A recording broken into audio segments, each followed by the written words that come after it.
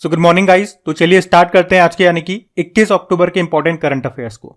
तो इस प्रश्न में आपसे पूछ रहे हैं, अभी हाल ही में जारी ग्लोबल रिमोट वर्क इंडेक्स 2023 में शीर्ष पे कौन सा देश है? तो आंसर होगा डेनमार्क। तो यहाँ पे हम बात कर रहे हैं ग्लोबल रिमोट वर्क इंडेक्स 2023 की। ये इंडेक्स किसकी बात करता है? तो ये बताता है कि किसी भी देश में डिजिटल सिक्योरिटी कैसी है, इकोनॉमिक सिक्योरिटी कैसी है और इसके अलावा जो भी अन्य बुनियादी सुविधाएं हैं वो कैसी है। तो इन सब के आधार पे ये इंडेक्स तैयार किया जाता है। तो अभी 2023 के लिए ये आया है और इसमें टॉप पर है डेनमार्क। ये एक यूरोपीय देश है। पहले स्थान पे डेनमार्क है, दूसरे पे नीदरलैंड और तीसरे पे है जर्मनी। डेनमार्क की कैपिटल क्या होती है? कोपेनहेगन होती है। अब बात करोगे भारत कौन से स्थान पर है? भारत इसमें 64 नंबर पर है। टोटल 108 देशों की ये लिस्ट है और सबसे आखिरी में 108वें नंबर पे एक अफ्रीकी देश है, अंगोला जिसका नाम है। तो पहले स्थान पे डेनमार्क हो गया, भारत 64 पे हो गया, लास्ट पे अंगोला हो गया। इस इंडेक्स को जारी किसने किया? तो एक साइबर सिक्योरिटी फर्म है नॉर्ड लेयर, उसने इसको जारी किया है। अब वैसे तो मैंने आपको कल ही सारे 2023 के इंपॉर्टेंट इंडेक्सेस रिवाइज कराए थे, लेकिन एक बार फिर मैं आपको रिवाइज कराऊंगा। यही हमारे सेशन की खास बात है। चीजों को जितनी बार आप रिवाइज करोगे उतने अच्छे से आपको ये चीजें याद रहेंगी। और जिनको याद है वो एक काम जरूर करना, मेरे साथ साथ बोलना। देखो, सबसे पहला अपना वर्ल्ड हैप्पीनेस इंडेक्स आ गया। इसमें भारत 126 नंबर पर है, तो टॉप पे फिनलैंड है। भारत एक और जगह 126 नंबर पर है। किसमें? ग्लोबल पीस इंडेक्स 2023 में। लेकिन इसमें टॉप पर आइसलैंड है। अब आइसलैंड एक और जगह टॉप पर है। किसमें? ग्लोबल जेंडर गैप इंडेक्स में। इसमें भारत 127 नंबर पे है और इसको जारी किया वर्ल्ड इकोनॉमिक फोरम ने। फिर हमने पढ़ा global fire power index. Bharat चौथे स्थान पर है, टॉप पर अमेरिका है। फिर हमने पढ़ा ऊर्जा संक्रमण सूचकांक 2023। भारत 67 नंबर पे है, तो टॉप पे स्वीडन है। इसको भी वर्ल्ड इकोनॉमिक फोरम ने जारी किया। एक वैश्विक प्रतिस्पर्धा सूचकांक पढ़ा जिसमें भारत 40वें स्थान पर है, तो टॉप पे डेनमार्क है। तो एक तो ये हो गया, और एक जो आज हमने पढ़ा है इंडेक्स, उसमें भी टॉप पे डेनमार्क है। एक वर्ल्ड प्रेस फ्रीडम इंडेक्स हमने पढ़ा, इसमें भारत 161 नंबर पे है, तो टॉप पे नॉर्वे है। इसको जारी करता है रिपोर्टर्स विदाउट बॉर्डर। एक आर्थिक स्वतंत्रता सूचकांक पढ़ा हमने, उसमें भारत 131 नंबर पे है, तो टॉप पे सिंगापुर है। हुरुन ग्लोबल यूनिकॉर्न इंडेक्स पढ़ा हमने, उसमें पहले स्थान पे अमेरिका, दूसरे पे चाइना, तीसरे पे भारत है। वर्ल्ड बैंक ने जो रसद प्रदर्शन सूचकांक जारी किया था उसमें भारत 38 नंबर पर है। इसके अलावा भी ग्लोबल इनोवेशन इंडेक्स आया, उसमें भारत 40वें स्थान पर है, तो टॉप पे स्विट्जरलैंड है। इसको जारी किया था वर्ल्ड इंटेलेक्चुअल प्रॉपर्टी ऑर्गेनाइजेशन ने। ग्लोबल हंगर इंडेक्स आपने देखा, इसमें भारत 111वें नंबर पर है, तो टॉप पे बेलारूस रहा। एक आपने पढ़ा था वर्ल्ड टैलेंट रैंकिंग इंडेक्स, इसमें भारत 56 नंबर पर है, टॉप पे स्विट्जरलैंड है। और ग्लोबल पेंशन इंडेक्स हमने पढ़ा, इसमें भारत 45 नंबर पर रहा, टॉप पे नीदरलैंड है। इसको मर्सर ने जारी किया था। तो ये 2023 के मोस्ट इंपॉर्टेंट इंडेक्सेस सूचकांक मैं आपके सामने लेकर के आता हूं बार बार, इनको आप ध्यान रखना। हम बढ़ते हैं आगे। फिर बताइए, अभी हाल ही में किसने यूरोपीय संघ का सखारोव पुरस्कार 2023 जीता? इंपॉर्टेंट क्वेश्चन मार्क करना इसे। आंसर इसका होगा जीना महसा अमीनी।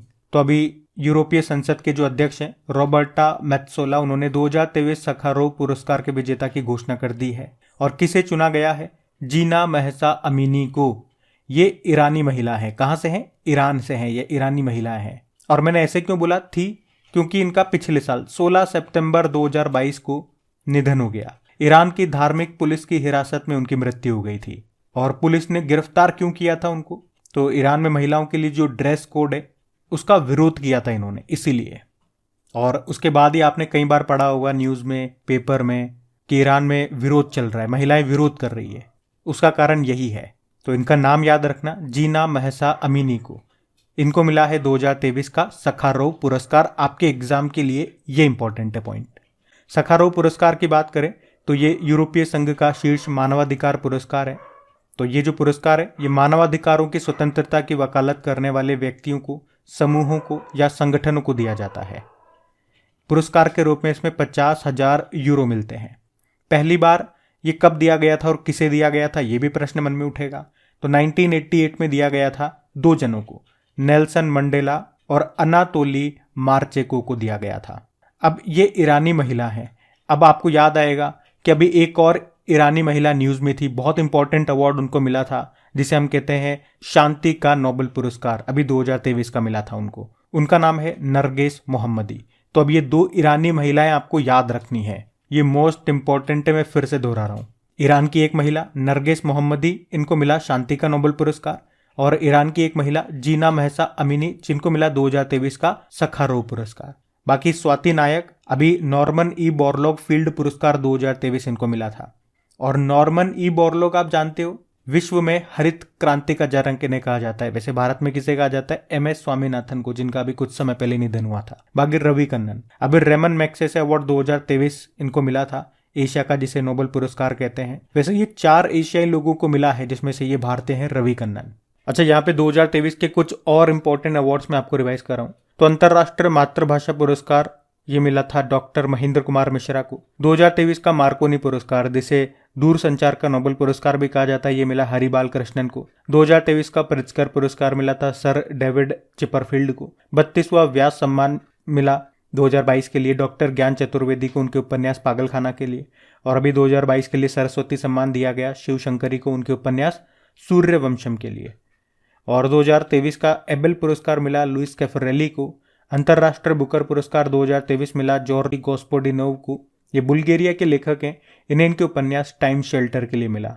अभी लोकमान्य तिलक पुरस्कार दिया गया नरेंद्र मोदी को। रेमन मैग्सेसे पुरस्कार मैंने आपको बता दिया रवि कन्नन को मिला। और गवर्नर ऑफ द ईयर 2023 चुना गया RBI के जो गवर्नर हैं शक्तिकांत दास। और वन्य जीव संरक्षण पुरस्कार 2023 मिला आलिया मीर को, ये जम्मू कश्मीर की हैं। तो ये मोस्ट इंपॉर्टेंट अवार्ड्स हैं 2023 के, उनको याद रखना। बढ़ते हैं आगे। चलिए फिर बताइए, अभी हाल ही में विश्व सांख्यिकी दिवस ये कब मनाया गया? तो आंसर होगा 20 अक्टूबर को। तो वर्ल्ड स्टैटिस्टिक डे ये 20 अक्टूबर को मनाया जाता है, पर आपको याद रखना है ये दिन हर 5 साल में मनाया जाता है। तो पहली बार इसको 2010 में मनाया गया था, फिर उसके बाद 5-5 साल में ये मनाया जाता है। लेकिन आपको याद होना चाहिए कि मनाया कब जाता है। ये वर्ल्ड स्टैटिस्टिक डे 20 अक्टूबर को मनाया जाता है। लेकिन भारत में भी हम मनाते हैं एक statistic day, national statistic day, राष्ट्रीय सांख्यिकी दिवस, वो 29 जून को मनाते हैं। ये जरूर याद रखना। अच्छा, एक प्रश्न मैं आपसे पूछूंगा कि अभी सांख्यिकी में, स्टैटिस्टिक में अंतर्राष्ट्रीय पुरस्कार 2023 किसे मिला? और इस पुरस्कार को सांख्यिकी में नोबेल पुरस्कार के बराबर माना जाता है। इसका उत्तर आप लोग दोगे। ये बड़ा इंपॉर्टेंट नाम है और बड़ा इंपॉर्टेंट क्वेश्चन है। वैसे मैं आपको बता दूं 20 अक्टूबर को हमने अंतर्राष्ट्रीय शेफ दिवस भी मनाया, जिसकी थीम थी ग्रोइंग ग्रेट शेफ। अच्छा, अब मैं यहाँ पे रिवाइज कराऊंगा अक्टूबर के इंपॉर्टेंट डेज। तो 1 अक्टूबर को अंतर्राष्ट्रीय वृद्धजन दिवस मनाया, 2 अक्टूबर को विश्व आवास दिवस और स्वच्छ भारत दिवस, 3 अक्टूबर को विश्व प्रकृति दिवस, 4 अक्टूबर को विश्व पशु कल्याण दिवस, 5 अक्टूबर को वर्ल्ड टीचर डे और नेशनल डॉल्फिन डे, 7 अक्टूबर को वर्ल्ड कॉटन डे, 8 अक्टूबर को इंडियन एयरफोर्स डे, 9 अक्टूबर को वर्ल्ड पोस्ट डे, 10 अक्टूबर को एक तो नेशनल पोस्ट डे और वर्ल्ड मेंटल हेल्थ डे, 11 अक्टूबर अंतर्राष्ट्रीय बालिका दिवस, 12 अक्टूबर विश्व दृष्टि दिवस और 12 अक्टूबर को ही विश्व गठिया दिवस, 13 अक्टूबर को अंतर्राष्ट्रीय आपदा जोखिम न्यूनीकरण दिवस, 14 अक्टूबर विश्व प्रवासी पक्षी दिवस। एक्चुअली में साल में 2 बार होता है ये, मई और अक्टूबर के दूसरे शनिवार को। तो एक तो 13 मई को और एक 14 अक्टूबर को मना रहे हैं इस बार। 16 अक्टूबर को वर्ल्ड फूड डे, 17 अक्टूबर को अंतर्राष्ट्रीय गरीबी उन्मूलन दिवस और अभी वर्ल्ड ऑस्टियोपोरोसिस डे मनाया आपने 20 अक्टूबर को ही। तो ये अक्टूबर के इंपॉर्टेंट डेज, इनको ध्यान रखना। बढ़ते हैं आगे। और हाँ, अगर आप में से कोई इस वीडियो को वेरी फर्स्ट टाइम देख रहे हैं तो आपको बता दूं इनकी प्रैक्टिस करने के लिए आपको क्विज मिल जाएगी। कहाँ पे? आपकी क्रिक एग्जाम एप्लीकेशन पे, जहां पे आप इन सभी प्रश्नों का टेस्ट लगा सकते हैं। इनकी PDF चाहिए तो वो भी आपको मिल जाएगी क्रिक एग्जाम एप्लीकेशन में, जो कि पूरी तरह से फ्री है। क्रिक एग्जाम एप्लीकेशन में बहुत सारी क्विजेज आपको मिलेंगी, जाकर के लगाइए। लिंक आपको मिलेगा नीचे डिस्क्रिप्शन बॉक्स में। और अगर वीडियो आपको पसंद आता है तो इसे लाइक जरूर कीजिएगा और अपने दोस्तों के साथ में आपको इसे शेयर जरूर करना है। बाकी चैनल को सब्सक्राइब आपने कर ही लिया होगा, लेकिन पास में बेल आइकन को जरूर प्रेस कीजिएगा ताकि आपको टाइम पे नोटिफिकेशन मिल सके। अभी बढ़ते हैं आगे। चलिए फिर बताइए, अभी हाल ही में प्यूमा इंडिया ने किसे अपना ब्रांड एम्बेसडर बनाया? तो आंसर होगा मोहम्मद शमी को। तो प्यूमा इंडिया ने अभी भारतीय तेज गेंदबाज मोहम्मद शमी को अपना ब्रांड एम्बेसडर बनाया है। प्यूमा, अच्छा ये प्यूमा किस देश की कंपनी है? ये जर्मनी की कंपनी है। अब यहाँ पे कुछ इंपॉर्टेंट एम्बेसडर्स जो बनाए गए भी वो मैं आपको रिवाइज कराऊं। तो एक तो भारत की प्रमुख फैशन ब्रांड है W, उसकी ब्रांड एम्बेसडर बनी अनुष्का शर्मा। स्वराज ट्रैक्टर के ब्रांड एम्बेसडर बने महेंद्र सिंह धोनी। अभी जियो मार्ट के भी ये ब्रांड एम्बेसडर बने थे। उससे पहले आप जानते हो गरुड़ एरोस्पेस के ये बने थे, नावी फिनटेक के ये बने थे, वायाकॉम 18 के ये बने थे। और अभी चुनाव आयोग ने अपना नेशनल आइकॉन बनाया था सचिन तेंदुलकर को। सचिन आपको याद है ICC वर्ल्ड कप के लिए ग्लोबल एम्बेसडर भी बनाए गए। उसके अलावा महाराष्ट्र सरकार ने इनको मौखिक स्वच्छता अभियान के लिए स्माइल एम्बेसडर भी बनाया था। और सेवलॉन इंडिया ने दुनिया का पहला हैंड एम्बेसडर सचिन को ही बनाया। और इन्फोसिस के भी 2 ग्लोबल ब्रांड एम्बेसडर बने थे, जो दोनों टेनिस प्लेयर हैं। एक है ईगा स्विटेक, ये पोलैंड की है, और राफेल नडाल, ये स्पेन के टेनिस प्लेयर हैं। अभी बीपीसीएल के ब्रांड एम्बेसडर कौन बने? राहुल द्रविड़ बने। और मैंने आपको बताया अभी आईसीसी ने अभी वर्ल्ड कप 2023 के लिए ब्रांड एम्बेसडर बनाया था शाहरुख खान को, और ग्लोबल एम्बेसडर सचिन है। और यूनिसेफ इंडिया ने बाल अधिकारों के लिए राजदूत बनाया था आयुष्मान खुराना को। सौरव गांगुली ये भी बंधन बैंक के ब्रांड एम्बेसडर बने थे। त्रिपुरा पर्यटन का ब्रांड एम्बेसडर बनाया गया। ड्रीम सेट गो के भी बने थे। स्मृति मंदाना गल्फ ऑयल इंडिया और गुवी की बनी थी। रवि शास्त्री ये फैन कोड के बनाए गए थे। और अभी लुब्रिकेंट ब्रांड है मोबिल, उसके ब्रांड एम्बेसडर बने थे ऋतिक रोशन। तो ये इंपॉर्टेंट ब्रांड एम्बेसडर सभी न्यूज में बनाए गए थे सारे 2023 वाले, इनको ध्यान रखना। बढ़ते आगे।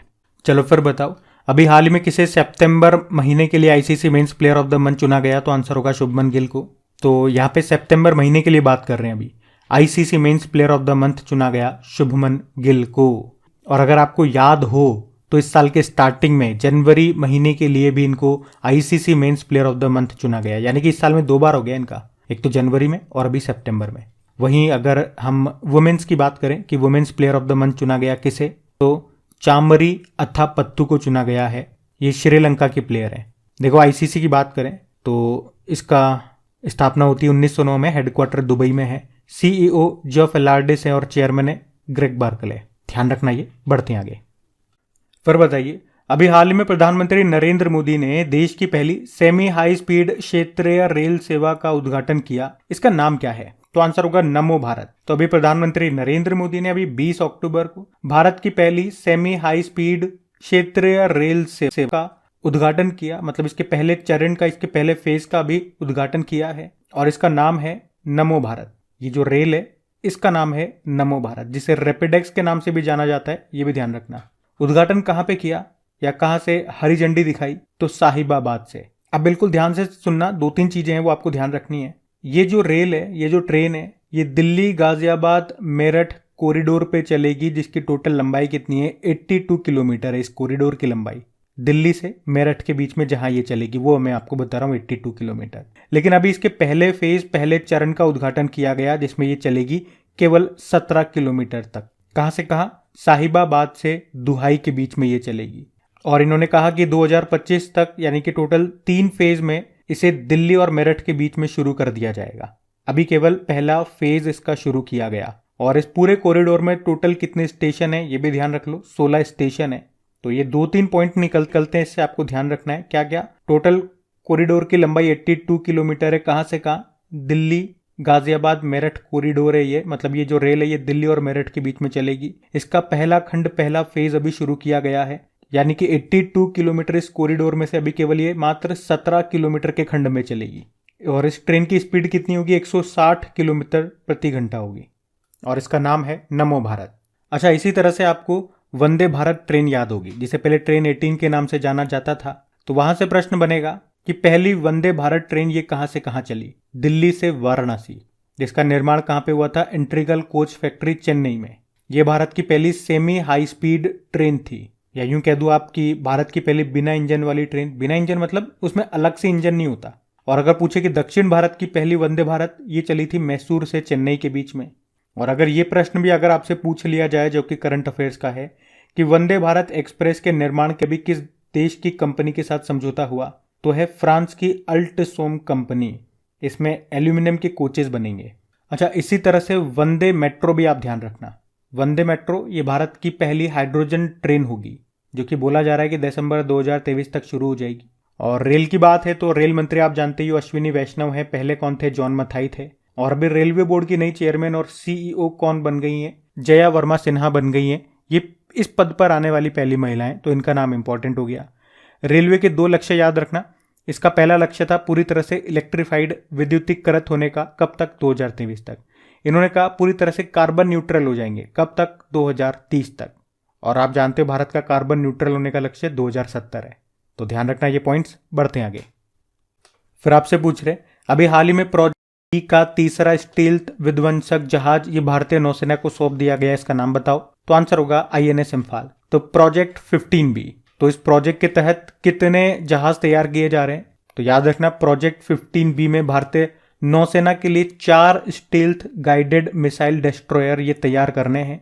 जिसमें से जो अभी लॉन्च हुआ या अभी जो सौंप दिया गया भारतीय नौसेना को, ये तीसरे नंबर का है। पहला दूसरा भी बता दूं और चौथा भी आपको बता दूं, तो पहला आईएनएस विशाखापट्टनम था, दूसरा आईएनएस मोरमुरगांव, तीसरा ये आईएनएस इम्फाल हो गया और चौथा आईएनएस सूरत है।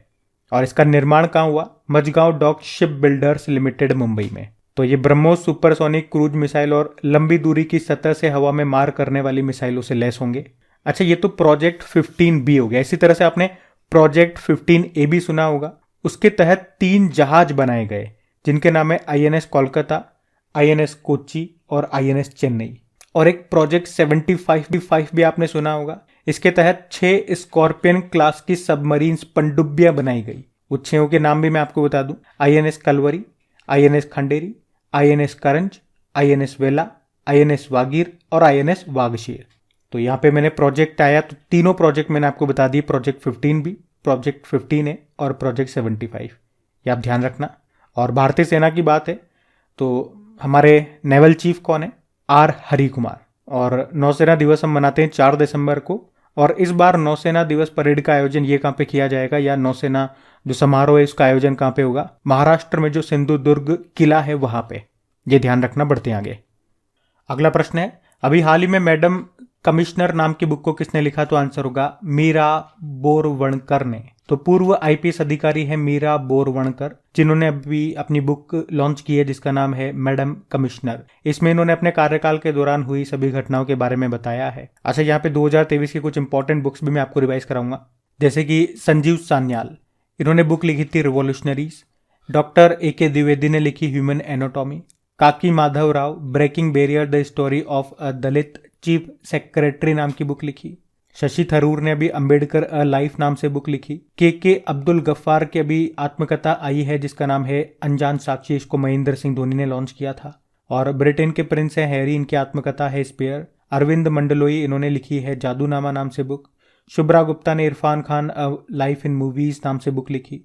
और doctor Ashwin Fernandes, India's knowledge supremacy the new dawn नाम से बुक लिखी। Meghnad Desai, the poverty of political economy नाम से बुक लिखी।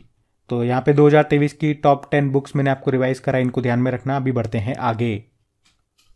चलो फिर बताओ, अभी हाल ही में असम के जो मुख्यमंत्री हैं इन्होंने राज्य के दूसरे सबसे लंबे फ्लाई ओवर का उद्घाटन किया। इसका नाम क्या है? श्रद्धांजलि। तो अभी असम के जो मुख्यमंत्री हेमंत बिस्वा शर्मा, इन्होंने असम के गुवाहाटी में राज्य के दूसरे सबसे लंबे फ्लाईओवर का अभी उद्घाटन किया है जिसका नाम श्रद्धांजलि रखा है। लंबाई है इसकी 2.28 किलोमीटर। और इसके लिए जो बजट निर्धारित किया गया, जो पैसा लगा, वो 316 करोड़ रुपए है। अब आप कहोगे ये राज्य का दूसरा सबसे लंबा है, तो पहला कौन सा था? पहला था नीलाचल फ्लाईओवर जिसकी लंबाई 2.63 किलोमीटर है। अच्छा, असम को तो हम कई बार पढ़ते हैं, तो आज एक काम करते हैं, भारत के जो इंपॉर्टेंट, भारत या दुनिया में जितने भी इंपॉर्टेंट पुल या ब्रिज वगैरह रहे हैं वो सारे मैं आपको रिवाइज कराता हूँ। बड़ा मजा आएगा आपको, ये सारा डेटा आपको एक ही जगह मिलने वाला है। तो चलो शुरू करते हैं। अगर आपसे पूछे भारत का सबसे लंबा डबल डेकर पुल कहाँ पे बना था? नागपुर में बना था। और पूछे कि भारत का पहला केबल रेल पुल, ये है अंजी खंड पुल, ये जम्मू कश्मीर में। पूछे कि भारत का सबसे लंबा पुल या ब्रिज ये कौन सा है? तो डॉक्टर भूपेन हजारिका है, या इसे डोला सादिया ब्रिज भी आप कहते हो। ये आपको मिलेगा असम में ही, जिसकी लंबाई है 9.15 किलोमीटर। यह असम और अरुणाचल प्रदेश को जोड़ता है। अगर पूछे दुनिया का सबसे लंबा कांच का पुल, ये वियतनाम में आपको मिलेगा, जिसका नाम व्हाइट ड्रैगन है। इसकी लंबाई है 632 मीटर। और पूछे कि दुनिया का सबसे लंबा सस्पेंशन ब्रिज, ये बना था चेक रिपब्लिक में, इसका नाम है स्काई ब्रिज। 721 मीटर इसकी लंबाई है। और भारत का सबसे बड़ा स्काई वॉक पुल, ये बना तमिलनाडु में, जिसकी लंबाई 570 मीटर है। अगर पूछे दुनिया का सबसे ऊंचा ब्रिज ये कहाँ बन रहा है? ये जम्मू कश्मीर में बन रहा है। ये एक रेल ब्रिज है, चिनाब नदी के ऊपर बन रहा है, जिसकी ऊंचाई अगर देखोगे आप चिनाब नदी से 359 मीटर है और लंबाई 1315 मीटर है। और एक और प्रश्न बन सकता है कि दुनिया का सबसे लंबा प्लेटफॉर्म, जो रेलवे प्लेटफॉर्म है, ये कहाँ का है? ये कर्नाटक में जो हुबली रेलवे स्टेशन है वहाँ पर है। वैसे हुबली रेलवे स्टेशन का नाम बदल दिया गया, श्री सिद्धरूदा स्वामी जी के नाम पे कर दिया गया। प्लेटफॉर्म की बात करें, लंबाई है 1507 मीटर। तो ये मोस्ट इंपॉर्टेंट आपकी शीट रहेगी, इसको आपको ध्यान रखना है। हम बढ़ते हैं आगे। फिर बताइए, अभी हाल ही में किसने बैलिस्टिक मिसाइल अबाबील का सफल परीक्षण किया? तो आंसर होगा पाकिस्तान।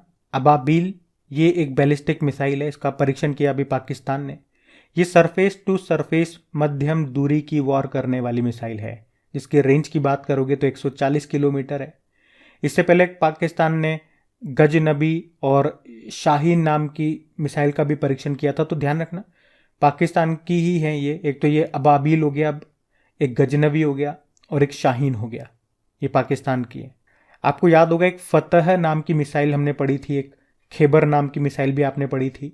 ये दोनों किसकी है? ये ईरान की है। और अभी जो इजराइल काफ़ी न्यूज़ में है, तो इसके दो डिफेंस सिस्टम याद रखना, एक तो आयरन बीम है, आयरन बीम पद्धति, और एक आयरन डोम पद्धति। ये डिफेंस सिस्टम है इजराइल के। और हमारी तो ब्रह्मोस आप जानते ही हो, ये विश्व की सबसे तेज सुपरसोनिक क्रूज मिसाइल है ब्रह्मोस मिसाइल, जिसे भारत और रशिया ने मिलकर तैयार किया। अब आप मुझे बताओ, ये आपके लिए होमवर्क प्रश्न होगा, ध्यान से सुनना, कि भारत से ब्रह्मोस मिसाइल कौन सा देश खरीद रहा है। बाकी ये था आज का आपका करंट अफेयर्स का सेशन। कैसा लगा आपको? और मैं बिल्कुल जानना चाहूँगा, अगर इस वीडियो को वेरी फर्स्ट टाइम कोई देख रहे हैं, इस क्रिक एग्जाम चैनल पे आप पहली बार आए हैं, तो आप ज़रूर बताएं कि आपको ये वीडियो कैसा लगा। आप मुझे बताओगे कि मैं नया स्टूडेंट हूँ, पहली बार देख रहा हूँ, तो मुझे ये पता लगेगा कि हाँ, कि कौन कौन नए स्टूडेंट्स हमसे जुड़ रहे हैं। और हमारे कुछ इंपॉर्टेंट वीडियोज़ होंगे, जैसे कि नोबेल पुरस्कार की ट्रिक्स वाला वीडियो हो गया, सस्टेनेबल डेवलपमेंट गोल का ट्रिक वाला वीडियो हो गया, रिवीजन वाले वीडियो हमने स्टार्ट कर रखे हैं, तो उसके लिंक मैं आपको कमेंट के थ्रू प्रोवाइड करा दूंगा, क्योंकि आप नए हो तो आपको पता नहीं है। बाकी इनकी प्रैक्टिस आप जरूर कीजिएगा, क्विज लगाइएगा, टेस्ट लगाइएगा, प्रैक्टिस कीजिए। आपकी क्रेक एग्जाम एप्लीकेशन में क्विज बना दी जाती है मॉर्निंग में ही, पीडीएफ भी आपको मिल जाएगी वहीं पे, लिंक डिस्क्रिप्शन बॉक्स में है। चलो अभी कल के करंट अफेयर्स का भी रिवीजन करते हैं और सेशन एंड करते हैं। तो कल की वीडियो में आपसे पूछा था उड़ीसा के नए राज्यपाल कौन बने, रघुबर दास, और त्रिपुरा के बने ये इंद्र सेना रेड्डी नल्लू। फिर आपसे पूछा भी वैश्विक पेंशन सूचकांक 2023 में भारत की रैंक क्या है, 45 है, टॉप पे नीदरलैंड है। फिर आपसे पूछा विश्व ऑस्टियोपोरोसिस दिवस कब मनाया गया, तो आंसर होगा 20 अक्टूबर को। फिर पूछा नासा ने किस क्षुद्र ग्रह के अध्ययन के लिए भी अंतरिक्ष यान लॉन्च किया, तो साइकी। फिर पूछा भी चौथे पैरा एशियाई खेलों में भारत के ध्वजवाहक कौन बने, 2 जने हैं, अमित सरोहा और पारुल परमार। फिर पूछा रिवर्स स्विंग नाम की बुक को किसने लिखा, अशोक टंडन ने। हुडको के सीएमडी कौन बने, संजय कुलश्रेष्ठ। सबसे तेज अर्धशतक लगाने वाले भारतीय क्रिकेटर बन गए कौन, आशुतोष शर्मा। प्रधानमंत्री मोदी ने इसरो को कब तक एक स्वदेशी अंतरिक्ष स्टेशन स्थापित करने का लक्ष्य दिया, 2035 तक। और कब तक चंद्रमा पर आदमी भेजने हैं हमें, 2040 तक। फिर बताओ अभी ऑन टाइम प्रदर्शन रैंकिंग में कौन सा अंतरराष्ट्रीय हवाई अड्डा टॉप पे रहा, तो केम्पेगौड़ा इंटरनेशनल एयरपोर्ट जो बेंगलुरु में है। अभी कल का होमवर्क प्रश्न भी देखते हैं, सेशन एंड करते हैं। तो कल के वीडियो में आपसे पूछा था किस भारतीय को ब्रिटेन का member of the Order of the British Empire सम्मान मिला, तो आंसर होगा MN नंद कुमार को। आप सभी ने प्रश्न का बिल्कुल सही उत्तर दिया। अब ये आज का आपका होमवर्क प्रश्न।